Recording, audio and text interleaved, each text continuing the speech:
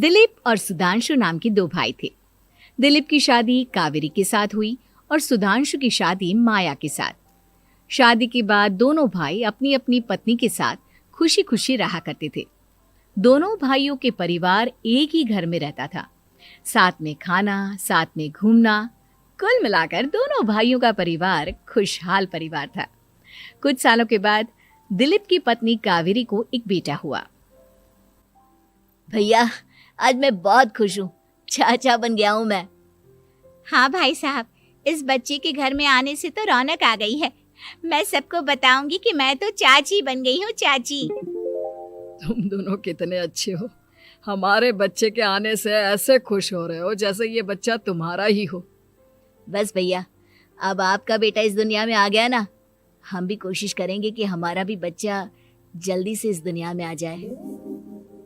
और फिर आपका और हमारा बच्चा दोनों मिलकर दिन भर घर के आंगन में खेला करेंगे। कितना मजा आएगा ना। सच कहती हो माया, मैं भी उसी दिन का इंतजार कर रही हूँ जब तुम्हारी भी गोद भर जाएगी और मेरे बेटे को एक छोटा भाई या बहन मिल जाएगी। 1 साल बीत जाता है। दिलीप और कावेरी का बेटा अब 1 साल का हो चुका था, लेकिन सुधांशु और माया की कोई औलाद नहीं होती। माया, लगता है कि हमारी जिंदगी में बच्चे का सुख ही नहीं है। ऐसा क्यों कहते हैं? दिलीप भाई साहब का बेटा भी तो हमारा ही बेटा है ना। तुम्हारी बात बिल्कुल ठीक है माया, लेकिन फिर भी हमारा खुद का एक बच्चा होता तो कितना अच्छा होता।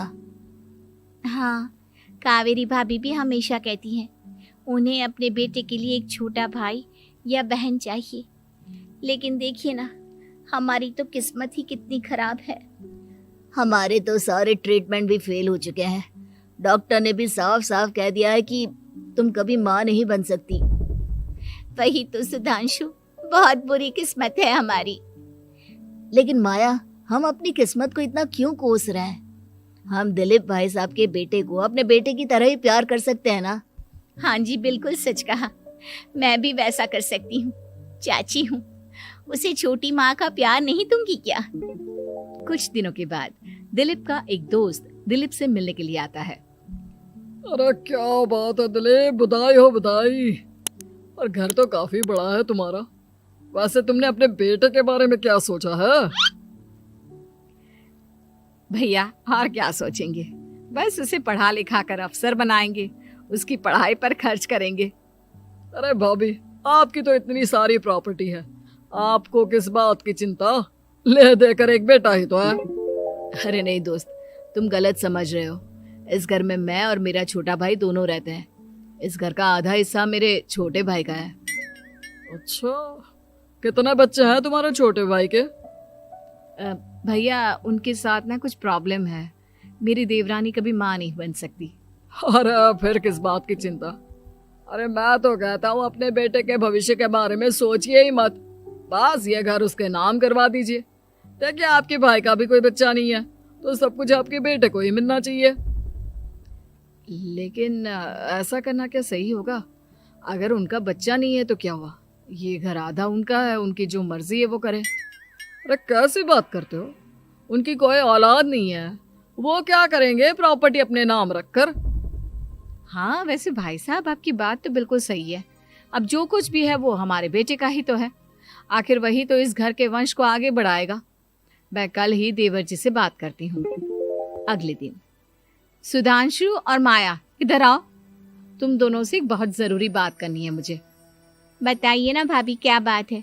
आपको कहीं जाना है तो आप अपने बेटे को मेरे पास छोड़कर जाइए। मैं ही पूरा दिन रख लूंगी उसे। अरे नहीं माया, वो तो मुझे पता है। मैं किसी और चीज के बारे में बात करना चाहती हूँ। बताइए ना भाभी, क्या बात है? देखिए देवर जी, आपका कोई बच्चा है नहीं, लेकिन मैं जानती हूँ कि आप हमारे बेटे को अपने बेटे की तरह ही प्यार करते हैं।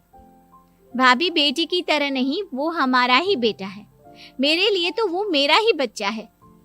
वही तो फिर क्यों ना ये सारी प्रॉपर्टी हम मेरे बेटे के नाम करवा दे, क्योंकि तुम्हारा हो या मेरा, हम सबका एक ही तो है बेटा। लेकिन भाभी, अभी तो वो सिर्फ 1 साल का है। अभी से प्रॉपर्टी उसके नाम करवाने का क्या मतलब है? देखिए देवर जी, जो काम जितना जल्दी हो जाए ना उतना अच्छा। आने वाले वक्त का क्या भरोसा। भाभी भरोसा क्यों नहीं, हम तो हमेशा आपके बेटे को माँ बाप की तरह ही प्यार करेंगे। हाँ, लेकिन फिर भी मैं चाहती हूँ कि ये सारी प्रॉपर्टी मेरे बेटे के नाम हो जाए। अब मुझे नहीं लगता तुम दोनों को इसमें कोई भी परेशानी होगी, है ना? भाभी वैसे तो आप जो कह रही हैं वो बहुत जल्दबाजी है, लेकिन फिर भी अगर आपको ऐसा लगता है तो ठीक है, कल ही प्रॉपर्टी के पेपर बनवा लीजिए, मैं और माया उस पर साइन कर देंगे। इस तरह से अगले दिन प्रॉपर्टी के पेपर बनवाकर सारी प्रॉपर्टी दिलीप और कावेरी के बेटे के नाम पर करवा दी जाती है। कुछ दिनों के बाद सुधांशु, सुबह सुबह ये कौन लोग आ गए हैं तुम्हारे घर पर? भैया वो ऊपर वाला कमरा खाली पड़ा था ना, सोच रहा था किराएदार रख देता हूँ। लेकिन किराएदार रखने से पहले आपने हमसे पूछा भी नहीं। भाभी इसमें आपसे पूछने वाली क्या बात थी, हमें एक ही कमरे की जरूरत थी, इसलिए सोचा दूसरा कमरा किराए पर दे देते हैं, कुछ इनकम हो जाएगी। अरे माया, ये सारी प्रॉपर्टी अब मेरे बेटे के नाम पर है और यहाँ पर जो कुछ भी होगा उसके लिए तुम्हें मेरी या दिलीप की परमिशन तो लेनी पड़ेगी ना। हाँ सुधांशु, तुम्हारी भाभी ठीक ही तो कह रही है। अब देखो, तुमने खुद अपने हाथों से ये प्रॉपर्टी हमारे बेटे के नाम की है, वह अभी बहुत छोटा है, तो इस घर से रिलेटेड सारे फैसले तुम्हें हमसे पूछ कर लेने चाहिए। भाभी हमें तो लगा था कि आप हम लोगों से बहुत प्यार करती हैं, लेकिन आप तो हमारे साथ भेदभाव करने लगी। अरे, इसमें भेदभाव करने वाली क्या बात है? और मैंने कौन सा तुमसे कुछ गलत मांग लिया? अरे ले देकर मेरा बेटा इकलौता इस पूरे वंश का वारिस है, सब कुछ उसके नाम है। तुम्हें इस बात से जलन क्यों हो रही है? भाभी माया को जलन नहीं हो रही, वो तो बस ऐसे ही कह रही थी। सब जानती हूँ मैं, इसकी खुद की तो कोई औलाद पैदा नहीं हुई, बस इसीलिए जब देखो तब मेरे बेटे पर बुरी नजर डालती रहती है। देखो माया, कावेरी तुमसे बड़ी है, वो जैसा कहती है वैसा करो। और वैसे भी इस घर पर अब तुम लोगों का कोई अधिकार नहीं है, वो तो हम लोगों की भलाई समझो जो तुम्हें अभी तक यहाँ रहने दिया है। भैया आप इतने कैसे बदल गए? इस प्रॉपर्टी ने आपके दिल से हमारे लिए प्यार पूरी तरह खत्म कर दिया है क्या? इसी तरह वक्त बीतता जाता है और देखते देखते दिलीप और कावेरी का बेटा प्रणव 25 साल का हो जाता है और उसकी नौकरी लग जाती है। पापा आज मेरा अपॉइंटमेंट लेटर आ गया है, मैंने सिंगापुर में जॉब ज्वाइन कर ली है। लेकिन प्रणव, विदेश में नौकरी करने जाने से पहले तुम्हें कम से कम अपने मम्मी पापा से एक बार पूछना चाहिए था ना। इसमें पूछने वाली क्या बात है माँ, मैं सिंगापुर जाकर जॉब करना चाहता हूँ तो करना चाहता हूँ। देखो प्रणव, हमने तुम्हारे लिए इतनी सारी प्रॉपर्टी यहाँ पर रखी हुई है, उन सब का क्या होगा? यहाँ रहो, बिजनेस करो। सॉरी पापा, मैं यहाँ रहकर कोई बिजनेस नहीं करने वाला, और ये जितनी भी प्रॉपर्टी आपने मेरे लिए संभाल कर रखी है ना, ऐसे ही किसी को दान में दे दीजिए, क्योंकि मैं सिंगापुर से वापस इंडिया आकर कभी नहीं रहने वाला। दिमाग खराब हो गया है तेरा, जानता नहीं तेरी वजह से हमने तेरे चाचा चाची से लड़ाई करके पूरा घर तेरे नाम करवा दिया था। हाँ तो ऐसा करने से पहले आपको सोचना चाहिए था ना। और मम्मा, मैं तो वैसे भी उस वक्त 1 साल का था, मेरा इस मैटर से कोई लेना देना नहीं है। कैसी बात कर रहा है ये लड़का? अरे तेरी वजह से अपने छोटे भाई से दुश्मनी लेकर बैठा हूं मैंने तो उसे घर से भी निकाल दिया। जानता नहीं तू, बाजू वाले घर में एक छोटा सा कमरा किराए पर लेकर रहते हैं तेरे चाचा चाची, और ये सब मैंने तेरे लिए किया। देखिए पापा, आपने जो कुछ भी किया अपने लिए किया। मैंने आपसे कब कहा था कि मुझे ये प्रॉपर्टी और घर चाहिए? और वैसे भी अपने भाई के साथ इस तरह का बिहेव करके आपने कोई अच्छा काम तो किया नहीं। तू सही कह रहा है बेटा, हमने तेरे चक्कर में अपने छोटे भाई जैसे देवर और बहन जैसी देवरानी को इस घर से निकाल दिया। बहुत बड़ी गलती हो गई मुझसे। ठीक है मॉम, तो अब आप अपनी गलती सुधारो, लेकिन मुझे तो फॉरेन जाना है, मैं वहीं जाऊंगा।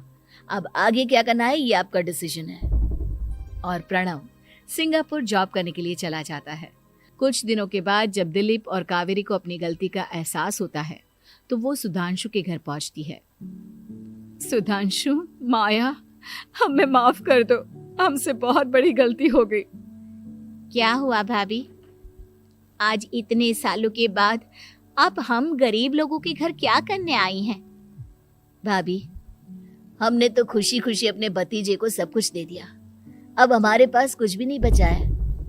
भाई मुझसे बहुत बड़ी गलती हो गई, जो तेरे जैसे भाई को मैंने प्रॉपर्टी के चक्कर में घर से निकाला, और जिसके लिए मैंने ये सब कुछ किया वो खुद ही विदेश चला गया।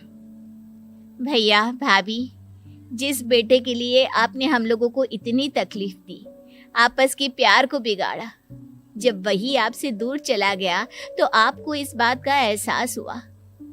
लेकिन माफ कीजिए, अब हम आपके साथ रहने के लिए उस घर में नहीं आ सकते। नहीं नहीं माया, ऐसा मत कहो, मुझसे बहुत बड़ी गलती हो गई, प्लीज वापस चलो, मैं वो घर फिर से तुम्हारे नाम कर देती हूँ। भाभी, मैं उस घर का क्या करूंगी? किसके लिए? मेरा कोई बच्चा नहीं, मैं तो बस जिंदगी भर आप लोगों के साथ प्यार से रहना चाहती थी, प्रणव को अपने बेटे की तरह प्यार करना चाहती थी, लेकिन आपने मुझसे वो अधिकार छीन लिया। भाभी और भैया, एक सवाल पूछना चाहता हूँ आप लोगों से। जो बच्चा कुछ ही दिन पहले दुनिया में आया हो, जिस बच्चे के भविष्य का आपको पता ही ना हो, उसके लिए अपने पुराने रिश्तों को तोड़ देना, अपने सगे रिश्तेदारों से दुश्मनी मोल लेना, उनके साथ झगड़ा करना, उनकी बेइज्जती करना, क्या ये सही है? कम से कम हमें सही वक्त का इंतजार तो करना चाहिए ना। सिर्फ प्रॉपर्टी के लिए अपने सगे भाई को घर से निकाल दिया, वो भी अपने 1 साल के बेटे के लिए। क्या ये वाकई में सही था? जवाब दीजिए मेरी बात का।